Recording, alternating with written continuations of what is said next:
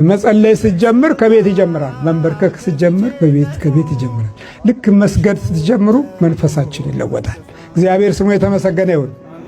መስገድ ስትጀምሩ የቀድሞ የአመለኞች ጓደኞቻችሁ ከናንተ ይርቃሉ። መስገድ ስትጀምሩ ማንም ሳያስኮርፋቸው አኩርፈው ይሸሻሉ። አያችሁ፣ አሁን መንፈሳችን ይለያል። የዚህ ጊዜ እናንተ በማስተዋል ላይ ናችሁ ያላችሁት። ሰው የመሆንን እድል ከሰማይ ለማግኘት አቤቱ ሰው አርገኝ፣ ሰው እንድሆን እርዳኝ፣ ሰው እንድሆን እንደ ሰው እንዳስብ አግዘኝ ስንል መንፈሳችን ይለወጣል። የሰውነት ሰውነትን የሚገነባው መንፈስና ነፍሳችን ኃይል ስታገኝ ግርማ ሞገሳችን ይለወጣል። ሞገስ የሚለው ቃል የዛን ጊዜ በፊታችሁ ላይ ብርሃናዊ ነጸብራቅ ያርፋል። አኩራፊዎች አይደላችሁም፣ ብሩዎች ናችሁ።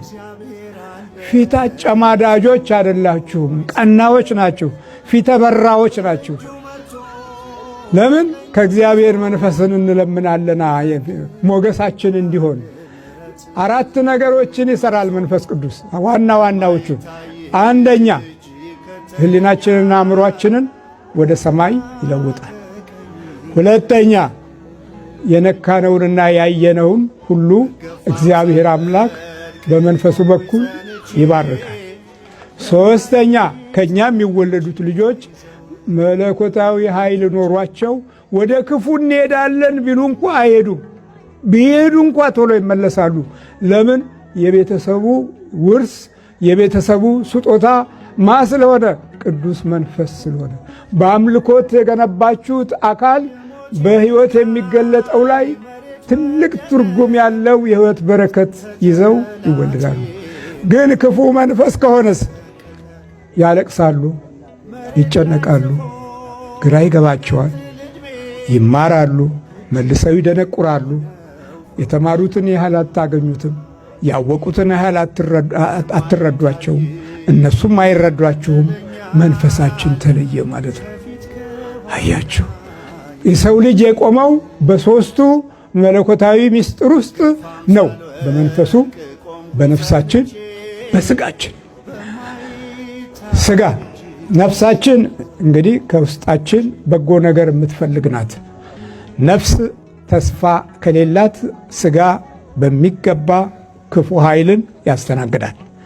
በነፍስ በኩል ሰዎች ማሰብ ሲጀምሩ መንፈስ ቅዱስ አጋዣቸው እንዲሆን ይማጸናሉ። የውስጥ ባዶነትን ለመከላከል መንፈስ ቅዱስን ይለምናሉ።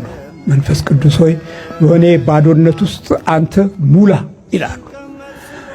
ሙላቱን የሚሰጠን ማን ነው ማለት ነው? መንፈስ ቅዱስ። የጎደለ ቦታ ላይ የሚሞላ ማን ነው? መንፈስ ቅዱስ። ልጅ ጎሎን ነበረ። ኢየሱስ ክርስቶስ የጎደለ ቦታ ላይ ከቅድስት ድንግል ማርያም ተወልዶ ምን ሆነልን? ልጅ ሆነልን። ልጅ ሆኖ ምን ሆነ? አባት ሆነን። የሚራራ ስራዎች ሁሉ በደግነት የተሞሉ ነቀፌታ የሌለበት በአካሄድም በመልካም የሚያይ ከወደቁት ጋር የሚውል ከተጨነቁት ጋር የሚቀመጥ ከድሆች ጋር የሚበላ የሰላም አምላክ መራባቸውን የሚያውቅ መጠማትን እሱ ራሱ ያውቀዋል፣ መራብንም እሱ ያውቀዋል፣ መሰደድንም ያውቀዋል።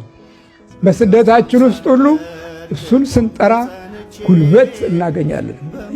የስሙ ኃይል የሕይወታችን ሁሉ ረድኤት ይሆናል። አጋዥነቱ በምንድን ነው ማለት ነው? በአካል መጥቶ አይደለም፣ በመንፈስ ያግዘናል። በመንፈሱ ያግዘናል።